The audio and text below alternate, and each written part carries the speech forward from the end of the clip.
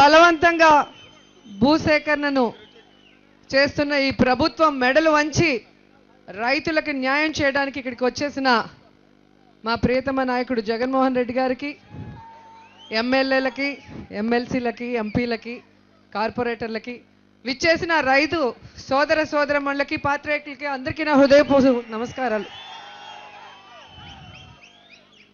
చంద్రబాబు నాయుడు గారికి మనిషి విలువ, మట్టి విలువ, రైతు విలువ తెలియదని అందరూ అర్థం చేసుకున్నారు.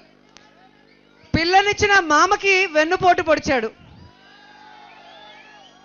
తనకి జన్మనిచ్చిన నియోజకవర్గానికి నీళ్లు ఇవ్వకుండా వెన్నుపోటు పొడిచాడు.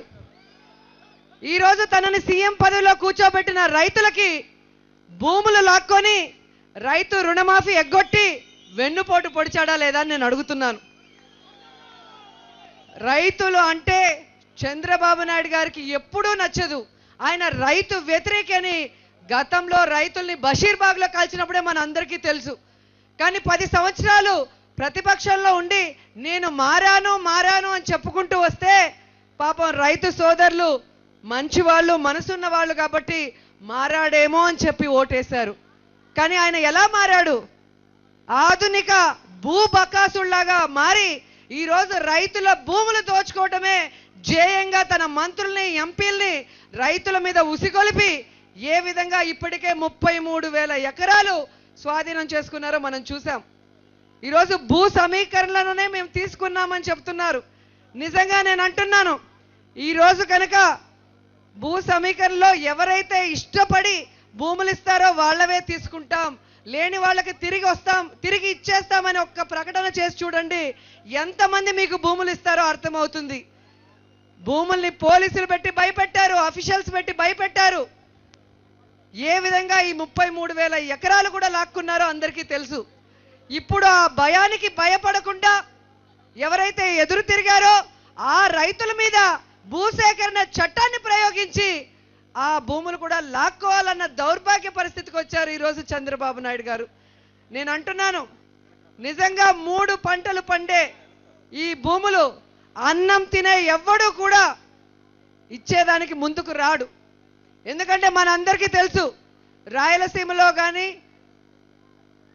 శ్రీకాకుళంలో కానీ రైతుల పరిస్థితి చాలా దారుణంగా ఉంటుంది. ఈ గుంటూరు, కృష్ణా, ఈస్ట్ వెస్ట్లోనే 3 పంటలు పండి ఈరోజు దేశానికి పంపించే ఆహారంలో 1% ఇక్కడి నుంచే పోతుంది అంటే ఇక్కడ పంటలు ఎంత బాగా పండుతాయో మీరందరూ కూడా అర్థం చేసుకోవాలి.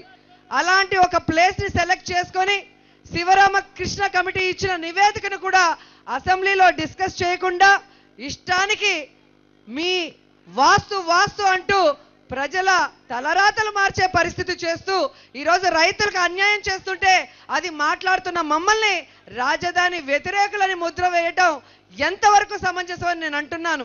ఈరోజు నేను అడుగుతున్నాను, మీరిచ్చిన మాస్టర్ ప్లాన్లోనే సీడ్ ప్లాన్ 3,000 ఎకరాలు చాలు అంటున్నారు.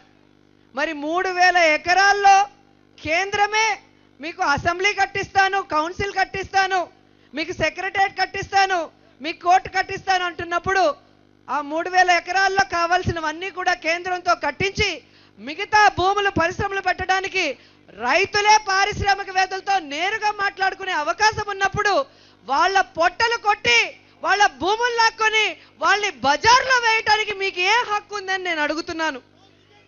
ఈరోజు రైతుల భూములు లాక్కొని 99 సంవత్సరాలు సింగర్పూర్ వాడికి లీజుకి ఇవ్వడానికి చంద్రబాబు నాయుడు గారు ఏ అధికారం ఉందని కూడా ఈ సందర్భంగా నేను ప్రశ్నిస్తున్నాను. ఎప్పుడైనా సింగపూర్ వాడికి రాజధాని కట్టిన అనుభవం ఉందా? అసలు సింగపూర్ వాడికి వ్యవసాయమే తెలియదు కాబట్టి రైతు యొక్క ఆవేదన కూడా తెలిసే పరిస్థితి లేదు. ఈరోజు సింగపూరు దేశంతో మన దేశము ఏదైనా మాట్లాడాలంటే అది మోడీ గారు చేయాలి. తెలుగుదేశం పార్టీ పెట్టుకొని ఆంధ్రప్రదేశ్ ఒక దేశంగా చంద్రబాబు నాయుడు గారు ఒక ప్రధానమంత్రిగా ఫీల్ అయిపోతూ ఆయన ఇష్టానికి ఆయన మాట్లాడుతుంటే ప్రజల్ని నమ్మించే పరిస్థితిలో ఆయనకి సపోర్ట్ చేస్తున్న ఎల్లో మీడియా రాస్తుంది. నేను ఈరోజు అడుగుతున్నాను, రాష్ట్రాన్ని నిట్ట నిలువునా చీల్చేసి ఈ రాష్ట్ర ప్రజల్ని రోడ్డు మీద పడేస్తే ఆ పత్రికలు మాట్లాడవు.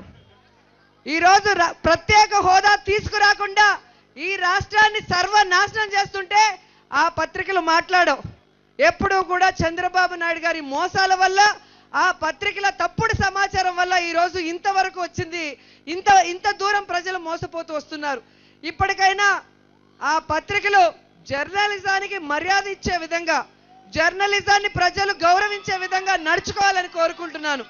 ఎందుకంటే మొన్న మాట్లాడుతున్నారు, కాంగ్రెస్ వాళ్ళు పవన్ కళ్యాణ్ గారు ముందుకు దూసుకెళ్తున్నారంట ప్రజల సమస్యల గురించి, జగన్మోహన్ రెడ్డి గారు వెనక పడిపోతున్నారని ఒక పత్రిక రాసింది. ఆ పత్రిక ఈ సందర్భంగా నేను తెలియజేయాలనుకుంటున్నా, ఈ రాష్ట్రంలో ప్రజలకి ఏ సమస్య వచ్చినా ఆ సమస్యకి అండగా పోరాడింది జగన్మోహన్ రెడ్డి గారు. ఈ ప్రభుత్వం మెడలు వంచి ఎవరు ఏ సమస్య గురించి పోరాడినా దానికి న్యాయం చేసేంత వరకు పోరాడింది జగన్మోహన్ రెడ్డి గారు. అనంతపురంలో రైతుల ఆత్మహత్యలు జరిగాయని చంద్రబాబు నాయుడు గారికి జగన్మోహన్ రెడ్డి గారు చెప్పితే అసలు జరగనే లేదన్నారు. ఎప్పుడైతే జగన్మోహన్ రెడ్డి గారు అనంతపురం పర్యటన పెట్టారో అప్పుడు చంద్రబాబు నాయుడు గారు మేల్కొని 33 మందికి ఏ విధంగా నష్టపరిహారం ఇచ్చారో మీ అందరూ కూడా చూడాలి. అలాగే ఆర్టీసీ కార్మికులు వాళ్ళు సమ్మె చేస్తుంటే 4 రోజుల్లో పరిష్కరించకపోతే బంద్ ప్రకటిస్తాము అంటే వెంటనే చర్చలు జరిపి ఆ సమస్యను పరిష్కరించారు. మొన్నటికి మొన్న మున్సిపాలిటీ పారిశుద్ధ్య కార్మికులు ఏ విధంగా స్ట్రైక్ చేస్తుంటే రాష్ట్రం అంతా కూడా కంపు కొడుతుంటే పట్టించుకోకుండా ఈ తెలుగుదేశం పార్టీ ముందుకు వెళ్తుంటే జగన్మోహన్ రెడ్డి గారు వాళ్ళకి న్యాయం చేయకపోతే ఏ విధంగా మీ అంతు చూస్తానని అల్టిమేటం ఇస్తే వెంటనే వాళ్ళని చర్చలకు పిలిపించి వాళ్ళు కోరుకున్న విధంగా వాళ్ళ జీతాలు పెంచి ఏ విధంగా సెటిల్ చేశారో మనం అందరం కూడా చూసాం. అలాగే ప్రత్యేక హోదా గురించి ఢిల్లీ వరకు వెళ్ళి జగన్మోహన్ రెడ్డి గారు పోరాడిన తర్వాతే నిన్న మొన్న చంద్రబాబు నాయుడు గారు పరిగెట్టుకుంటూ మోడీ గారిని కలవటానికి వెళ్లారన్న విషయాన్ని ఆ పత్రికలు ఒకసారి గుర్తుంచుకోవాలని కూడా అంటున్నాను. ఈ రోజు పవన్ కళ్యాణ్ వచ్చారని చెప్తున్నారే, ఇదే పవన్ కళ్యాణ్ రైతు రుణమాఫీ చేయకుండా రైతులు ఆత్మహత్యలు చేసుకుంటుంటే ఆయన ప్రశ్నించలేదు. డ్వాక్రా మహిళలు అప్పుల పాలై బ్లాక్ లిస్టులలో పోతుంటే ఇదే పవన్ కళ్యాణ్ గారు ప్రశ్నించలేదు. ఈ రోజు వనజాక్షి లాంటి అఫీషియల్స్ ని కొడుతుంటే, రిషితేశ్వరి లాంటి వాళ్ళు, నారాయణ కాలేజీలో ఉన్న స్టూడెంట్స్ లాంటి వాళ్ళు ఆత్మహత్యలు చేసుకుంటుంటే కనీసం పవన్ కళ్యాణ్ గారు ప్రశ్నించలేదు. ప్రత్యేక హోదా రాకపోతే ఈ రాష్ట్రం సర్వనాశనం అయిపోతుందని తెలిసి కూడా పవన్ కళ్యాణ్ గారు మాట్లాడలేదు. ఈ రోజు కూడా ఆయన ఏం మాట్లాడుతున్నారు, బలవంతంగా భూసేకరణ చట్టాన్ని ఉపయోగించొద్దండి, వాళ్ళు ఇష్టంగా ఇస్తే తీసుకోండి అంటున్నారు. అంటే ఈ 33,000 ఎకరాల్లాగే ప్రజలకి తెలియకుండా లోపల భయపెట్టుకొని వాళ్ళని ఏ విధంగానో బెదిరించి లాక్కోండి, లేకపోతే నేను ప్రశ్నించలేదన్న చెడ్డ పేరు వస్తుంది అన్నట్టుగా ఆయన మాట్లాడుతున్నాడే తప్ప నిజంగా ఈ రాష్ట్రంలో ఏ ఒక్క సమస్య మీదైనా ఆయన గొంతు విప్పి ప్రశ్నించాడని నేను అడుగుతున్నాను. ఈరోజు చంద్రబాబు నాయుడు లాంటి వాళ్ళు తన మంత్రివర్గం చేత ఎప్పుడూ కూడా అసెంబ్లీలో చెప్పిస్తారు, జగన్మోహన్ రెడ్డి లాంటి ప్రతిపక్ష నాయకుడు ఉండటం మా దౌర్భాగ్యం అని. నిజమేనండి. ఈరోజు ఈ రాష్ట్ర ప్రజలు కూడా అనుకుంటున్నారు, ఈ 14 నెలల కాలంలో చంద్రబాబు నాయుడు లాంటి సీఎం ఉండటం మా దౌర్భాగ్యం, జగన్మోహన్ రెడ్డి గారు లాంటి సీఎం ఉంటే ఈ రోజు ఈ కష్టాలు ఉండేవి కాదు అని కూడా ప్రజలందరూ కూడా ముక్త కంఠంతో చెబుతున్న విషయం. ప్రధానమంత్రి గారికి మొట్టమొదటిసారిగా మనకి ఇచ్చినటువంటి హెల్ప్ కూడా వారికి ధన్యవాదాలు తెలియజేశాను. 2,300 కోట్లు మనకు డెఫిసిట్ ఫైనాన్స్ ఏదైతే ఉందో దానికి ఇచ్చారు.